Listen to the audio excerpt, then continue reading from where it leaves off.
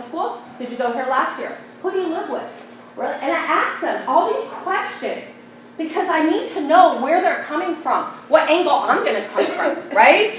So it's important. It's not just about like, hey, buddy, yeah. You know, if you have a discipline or an at-risk student, getting to know this student is really, really critical in how they're going to look at you and how they're going to respond to you, okay? I am like question city, and then I do for them. And then I slam them when I need to. And you know what they do? They say, okay, Miss Reeves. I go, get in here. Okay, Miss Reeves.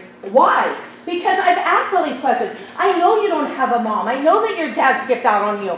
I know that you're, just came from El Salvador two years ago, that you're still getting acclimated. I know these things because I asked, okay? And then I do something nice. You don't have a locker? Let me help you get a locker. You don't have your book? I'm going to help you get your book. If you need anything, you come here. You do this wrong, you're coming back. Okay? And it's that rapport that saves me. Many, many tough kids on this campus will not listen to it like the majority of people. And I say, stop. And I'm not saying I'm the only one. I'm just saying that with the kids I deal with, this is the experience that I've had and why I work well with them, okay? Remind them their voice matters. I tell kids all the time, your voice does matter. I teach them time and appropriateness. It matters what you say. It doesn't matter when you're doing it in the wrong time and place. Okay? You have a problem with the teacher? Yes, your voice matters. You need to make an appointment. You need to go before or after class and ask that teacher, when is a good time? And you need to have a respectful conversation because what you say matters. If you pop off, if you curse, if you do this, you're trying to do it during instruction, then nobody cares what you have to say. And I, quite frankly, don't care what you have to say either. Because it's time and place, okay? Speak about respect and show respect. I tell the kids in the office all the time, you don't know me. You'll get to know me. I'll earn your respect. You don't have to give me any respect right now. I will earn that, okay? And I earn it by being straight and by getting to know them and by caring, okay? Be fair. Teach the expectation. Once again, it just goes back to expecting that they know something, and so it's important to teach the behavior that you want. Speak calmly in regards to how they're acting. The calmer you can stay, the better it's going to be. If a kid's going nutso, the best thing you could do is like, sit down right here. I'll just go, sit down. Okay, breathe. And then I'll be like 2 minutes later, breathing. Then I'll hear you. Okay? Just calm. They will follow your lead. Okay? If you're calm, they will calm down. And that is true. Okay? Set small goals, rewards, celebrate smallest improvement. When I was an intervention teacher, you got 27 out of 30 yesterday and 20 out of 30 today. I'm clapping for you. You know what I mean? It's like Rita Pearson when she says they got 2 right, and she was like, good job. And he's like, but I got to film. You're like, but you got 2 right. So with the intervention kid, the at-risk kid, the littlest thing needs to be a party. Okay? Okay, let students know ahead of time about being a mandated reporter. Very important that when you're having these confidential conversations, getting to know a student, that you let them know if you feel you let them know, I'm a mandated reporter, let me tell you what that means, because sometimes kids will say things and then you're caught in a position. It's very important that if you have to report to DCFS or something like that, they know that ahead of time. Because some of them will feel like, oh my God, if I call DCFS, my whole life is going downhill right now. And then all trust is out the door. So very important if you're getting to know a student and you say to them, I want you to know I'm a mandated reporter before we even get going here. Okay, what that means is A, B, and C, I just want you to know that ahead of time. Do what you say what you do, obviously, consistency, cut a deal, you do this, I'll do that. I'll tell you what, I just did it with one of, I'm sure probably all of you guys had this kid by now, changed his schedule so many times. I just made a deal with him yesterday. Be good, I love top ramen noodles. Top ramen noodles, always talking about, right? And I was like, okay, so be good for 3 days. Don't come to my office. I'll bring you top ramen noodles. Okay, that's the deal. I haven't seen him in 2 days. I don't know where he's been. But he hasn't been in my office, and he hasn't been referred to by any of you. So, you do this, I'll do that. I'll tell you what. Do good for 3 days. I'll give you 5 points extra credit. What do you like? What kind of candy bar do you like? It's like the littlest thing can really, really turn a kid around. Make a good phone call or write a positive letter. I was in an IEP today just ranting and raving about this girl because last year she was at her nightmare. I had her in cuffs. I was like, you want to play hardball? Let's go. And this year, I have a great relationship with her. I am her rock and one of the people. And, today in the IEP, I made sure to tell her mom. I actually got a good note, an email. I typed that into her discipline file. Okay, so those things make a big difference. Also, notice something, compliment. Hey, did you get a haircut today? I like your shoes, new this, new that, you know, whatever. That also goes a long way. That shows that you're watching them. Look at their cume. It's a great thing. Cumes are in admissions and records. Almost all the time when I have an at-risk student who's being a pain in my side or somewhere else, I go look at their cume. And most of the time it's the same thing. Like I said, you know, elementary school, grade issues, middle school, grade issues, didn't graduate middle school, truancy letters in elementary school. Okay? What does that tell you? You know, that their parent is nowhere. Okay? So a cume is a great source of information. Remember, they're just kids. They're more likely than not a product of their environment. I cuff kids. I watch the police officers cuff kids. They walk off into the sunset, and all I think every time is they're just a kid. But I'm still getting you cuffed because you did something wrong, but you're just a kid. They're just kids. They look to us as adults, okay? Notice if they're not in a place to be able to communicate before escalation. Off or break, let it be okay. In the dean's office, oftentimes I'll see kids. They'll start to, you know, get all upset, whatever they're going to do. And I notice that. I'm going to notice you. I'm going to say, are you doing okay? Why don't you take a break? You don't need to talk right now. Let it be okay. You know, don't press them. If they're starting to, you know, act out, or even if you think they're going to act out, it's great to say, I think you need a break. Why don't you go outside and just sit down for a second? Okay? It works and it helps. Have student redo behavior. Do it again, say it again. Did it all the time in my classroom. I had the professional self, street self. That's what I use. When they came in and did something wrong, I'd be like, get back down and do that again. Okay? I do it all the time. They come in my office and degrees. Get out. Come back in and do that right. You're in an office here. Okay? I'm not your friend. Well, kind of, but not really. Say it again. Well, that effing teacher, I'm sorry, what'd you say? You need to re-say that sentence appropriately. So redoing things is a great tool. You don't have to go through the, you know, to the nines to get them in trouble, and yet you have something that's making them do what they're supposed to do by just simply telling them to redo it or re-say something. And then, of course, you can always ask any of us deans about the history of a student. We know that we work with the counselors. I mean, these girls are like sisters by now, you know. And so we all work in a very tight-knit thing, and so that's basically just some tips for the at-risk student, you know, and of course I'm always here to help any of you, you know, if none of that works. Okay, thank you. I'm going to give, I don't know who's coming up next, Ms. Vega? Okay.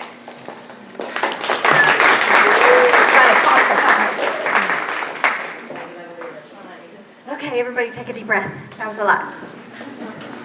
That's how we feel, like at like 9 o'clock. Right, right. So I just want to, and you don't have to raise your hand or anything like that, but were any of you surprised at the number of referrals, mental health referrals that we've had last year and this year?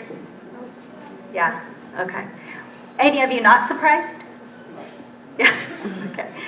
Yeah, and so what I want to do now is begin to talk a little bit more about these referrals, the exact referrals that we get, okay? We get, you know, various reasons for referrals, but I want to focus on the more intense ones, the higher risk kids, and the reasons why they come to us and kind of what we do, and maybe offer you some advice and suggestions of how you can help in the classroom. So when we're talking about trauma, we're actually talking about the experiences, the adverse experiences, childhood experiences that our students have. A lot of people use the word trauma, but they're not using it correctly, right? Not everything is traumatizing, even though it impacts you in a negative way. So what I'm talking about is acute trauma, right? So an incident, a specific incident or a situation that overwhelms you to the point where you can no longer function effectively, okay? And then we're also talking about chronic trauma. And chronic trauma involves multiple events with a very short or little time in between them. So it's difficult for you to begin to heal from the first event when it's already a second or a third. And some of them actually happen simultaneously, okay? So what am I talking about? So for example, emotional, physical, sexual abuse, family or community violence, right? And that also includes gang involvement. And mental illness within the household, whether it's the child, a sibling, or a parent. We're talking about substance misuse within the household, whether it's a student or a family member. We're talking about parents who are divorced or separated, and the student has to either go back and forth or has lived with mom one time, parent, another time. So we're chronic, ongoing throughout their life since they were very small children. So an example of an acute or a one incident trauma is one of my students that came to me last year, male student, 10th grade. And he had gone out with his parents, other siblings. And when the family returned, they couldn't find his sister, older sister, teenager also. He went to his sister's room, opened the door, it was locked, opened the door, and found his sister dead. She had hung herself. So now you have that student, and I know you did, in your classroom. And you wonder why he spaces out, or why he doesn't want to come to school. And then we have another student. Why? The chronic trauma. This child was sexually abused by a family member, was emotionally neglected by her mom, and physically abused by her mom. Parents were separated since she was an infant. When finally, as a teenager, came to live with her father, and she had the courage enough to tell him what was wrong, he didn't believe her. So the rejection that she felt from her father, the abuse that she had experienced as a child, overwhelmed her to the point that she had no other coping skills. And remember, these students don't have the coping skills because no one taught them.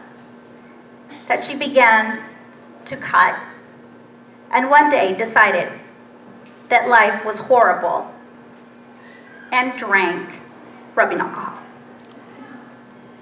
So this student right now is in your classrooms, right? And again, difficult, resistance to your redirection. Why? Because no adult, the two people that in life should be there for her, to comfort her and nurture her, reject her and abused her. So when you try to redirect her, she sees those people in you. And so she's not going to listen. And she's going to be irritated. She's sometimes going to be super anxious. She's going to feel threatened. And she's going to space out. She's not going to be focused. So these are the kids that come to our office. That's what you see in your classroom. Am I right? Go ahead. Oh, sorry. So how can you help these students? And I know all of you have good intentions and you're compassionate and empathic to these students. But sometimes, I talk to you and you tell me, I just don't know what else to do. Listen to them. If they open up to you, be compassionate and listen to them, right? Show them that there's structure and limits, and there's expectations, and that you want to assist them to meet those expectations. So making that connection with them. And also ask them, have you ever talked to a counselor? Have you ever shared this with anybody else? If they have or they haven't, send them our way. Because we can figure it out, and we can figure out if we need to open services for them or encourage them to seek service outside if they already have them. Go ahead, Tracy. And above all, please remain calm. I know it's hard to hear some of the stories that the students share with you, but you also have to model for them, right? Because nobody else has. The modeling that they have had is aggressive or neglectful. So model for them nurturance, right, and support. And encourage them to meet daily or weekly goals. So being in class, making it to class, sitting in their desk, actually turning in something, even if it's halfway done, praise them for that, because nobody else has. So I'm not expecting, and we're not expecting you guys to do therapy with these kids. That's why we're here, and that's what we do. What we want is the school to become sensitive to the trauma and the experience of these kids. So we create a culture of support, of trust, and safety. So these kids come back and do well. So Dr. Harmon's going to talk to you a little bit more.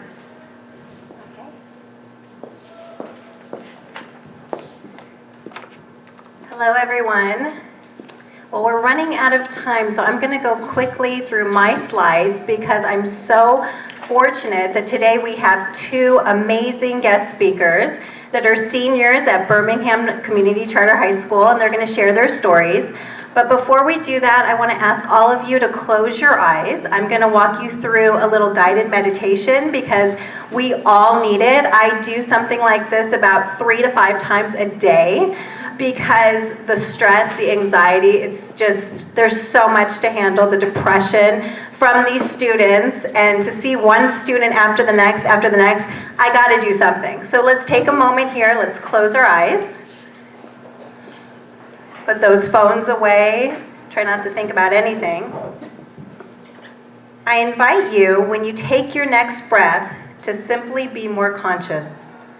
Allow your breath to bring you into the present moment, here and now.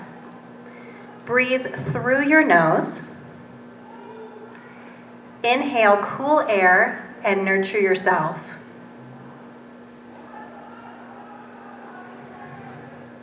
Exhale warm air and expel any tension and negative emotion. Feel your feet connecting you to the floor and to the earth. Gently correct your posture by slowly lifting your chin until the top of your head radiates up towards the sky. Relax your shoulders down like ice melting in a hot spring and feel your neck grow long. Relax your forehead, relax your eyes, relax your jaw, your ears, and the muscles at the back of your neck. Notice your breath and allow it to bring you into the present moment where you're safe, relaxed, and doing something positive. Quiet your mind. Let thoughts go by like leaves floating in a mountain stream. Bring your attention to your breath. Disengage from the past and from the future. Enjoy fully the present moment. Begin to cultivate an inner peace. A safe place in your heart filled with love and light. Take a breath in and exhale out. Take another breath in. Exhale all the negative energy. And when you're ready, open your eyes.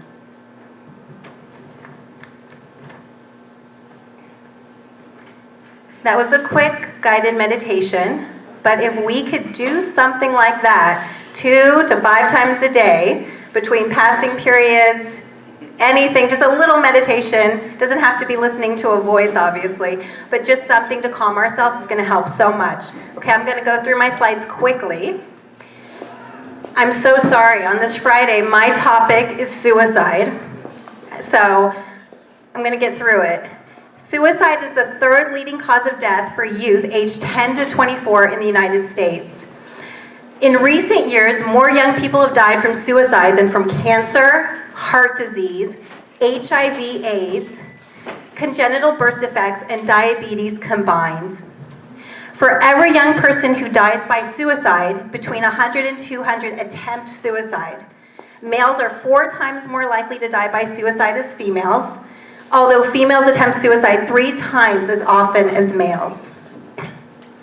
These are some of the risk factors, and most of you know these risk factors, so I'm going to go through them briefly. History of depression, substance or alcohol abuse disorders, presence of a firearm or rope in the home, isolation or lack of social support. So many times students come to me and they say, I have absolutely no one to talk to. Hopelessness, they feel there's nothing they can do. Impulsivity and incarceration. Suicide warning signs, these are some of the warning signs. Threats, for example, a direct threat a student might make to you is, I want to kill myself. An indirect threat may be, I want to go to sleep one night and never wake up. Changes in behavior, appearance, thoughts, and/or feelings. Prior suicide behavior, if a student tells me they've attempted suicide before, I'm going to assess them for suicide in every session that I have with them. Suicide notes and/or plans, they have a plan and a means on what to do. And then making final arrangements. They're giving away prized possessions, they're coming up with their own will, they're fascinated with death. When I was a counselor here, I had a student who was obsessed with the movie American Psycho, homicidal ideation. Of course, I'm going to assess for that. Suicide is preventable. These are some things you can do. Obviously, talk to your students, know the warning signs, remain calm. I could go through this list, but I want to get to my presenters, if that's okay. My first presenter is Sine. Sine is a student I've been working with for almost 2 years. I'm so proud of her. Without further ado, here's Sine.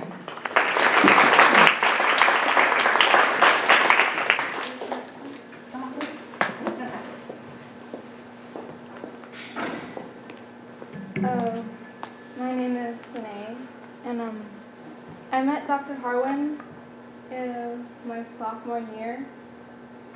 I was referred to her by Miss Wilson because of a poem that I had written, and it had to do with my scars.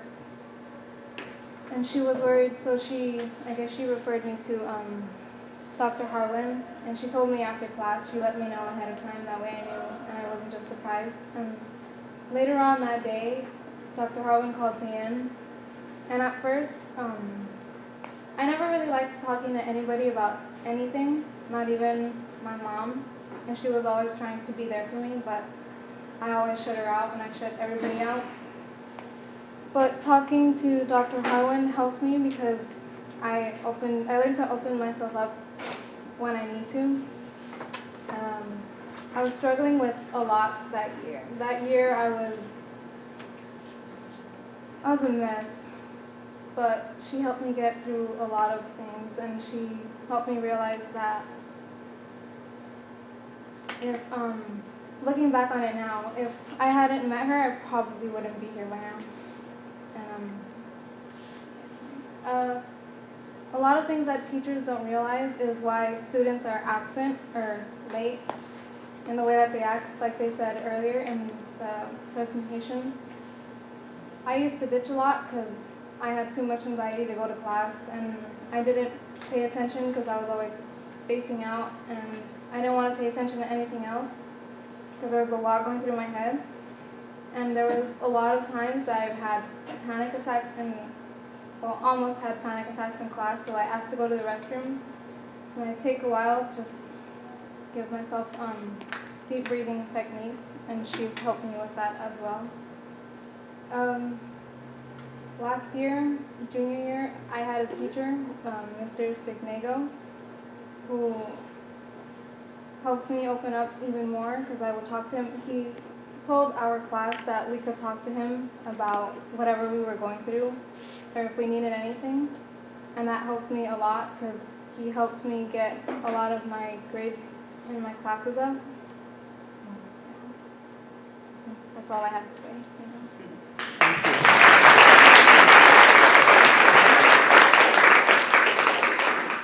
Okay, I could have never done that in high school. Yeah, I'm just so impressed by her. I have another guest speaker, another senior here at Birmingham Charter High School, and she also has a story, has been through quite a lot. So I want to introduce to you Emily.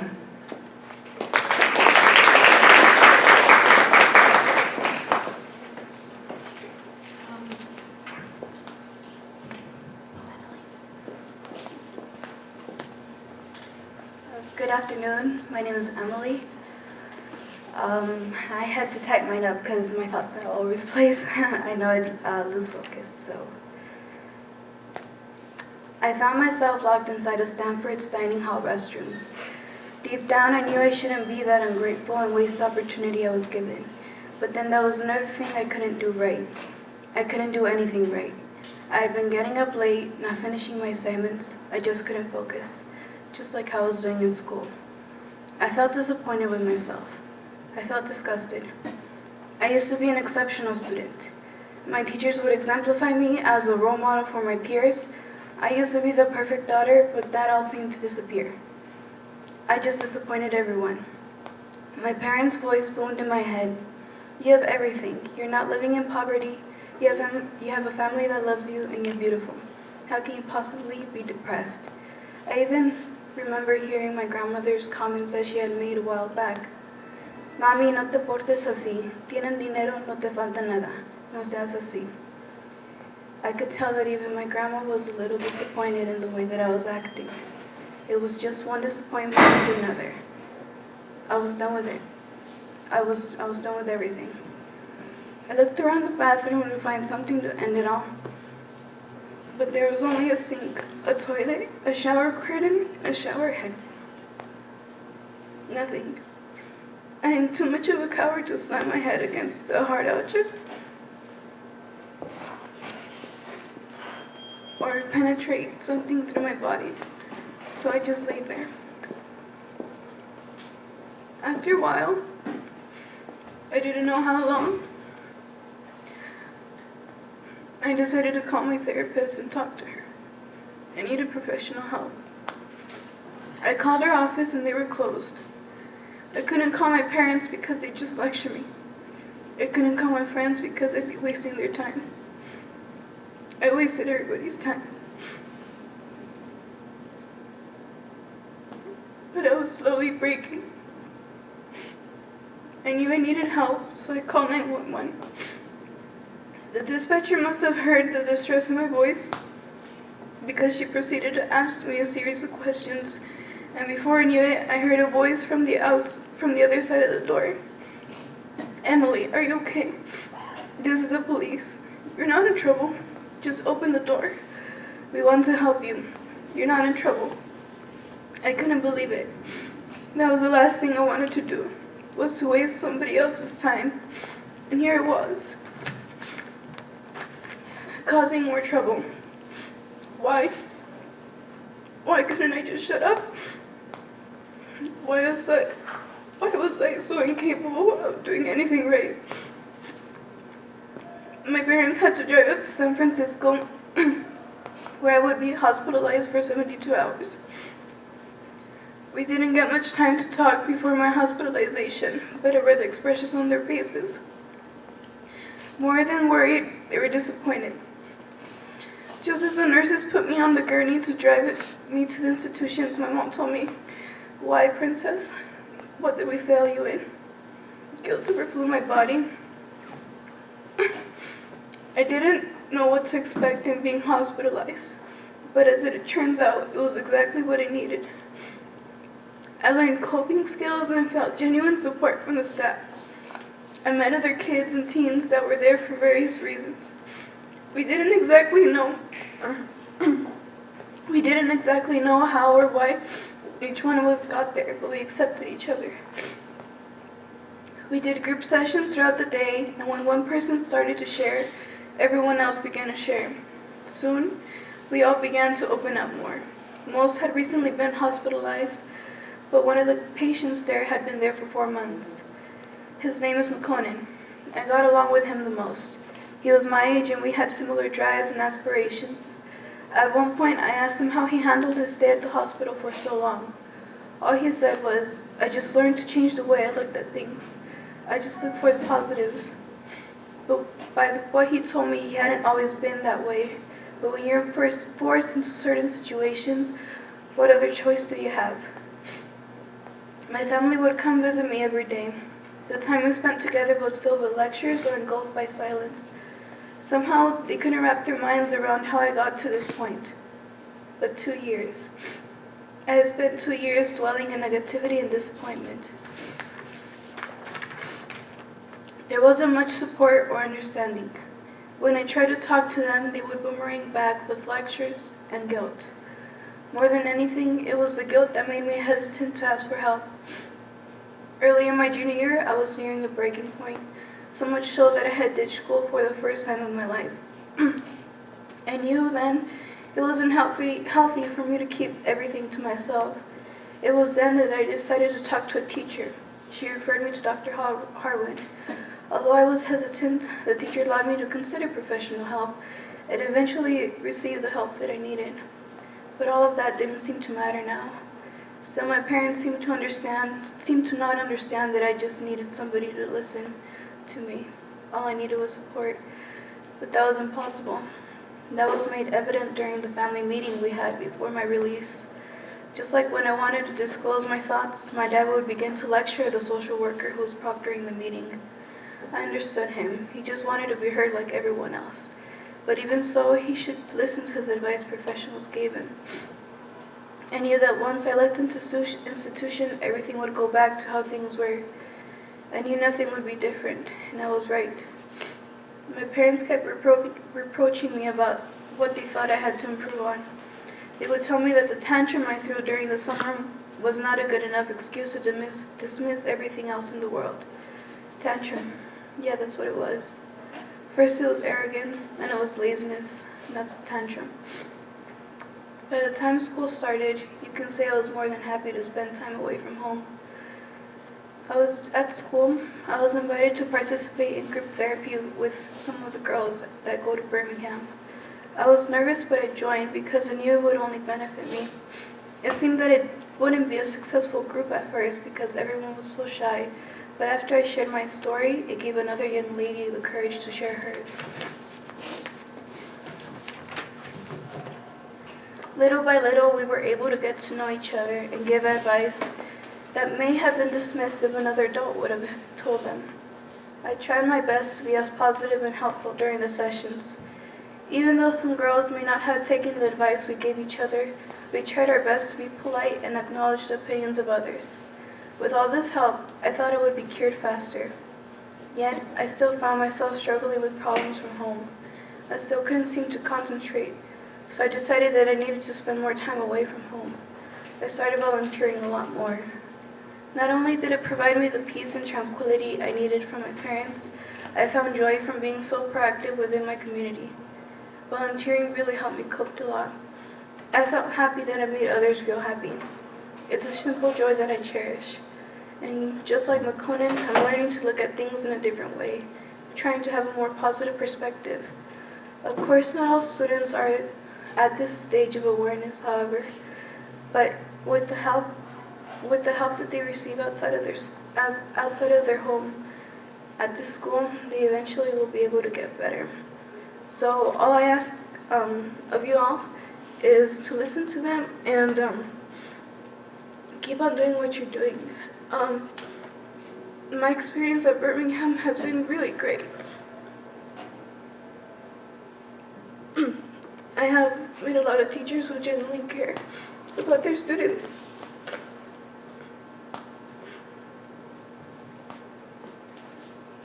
And I cannot tell you how much that means to all of us. So, thank you.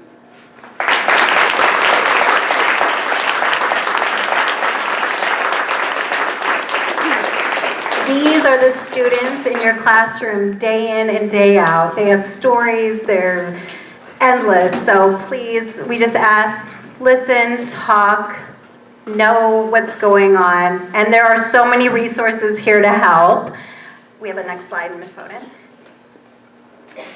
Obviously, we have great support staff. I was a counselor here before I moved into this position, and I was a counselor here for about 8 years before this position, and what an amazing counseling staff we have. Please refer to the academic counselor, deans.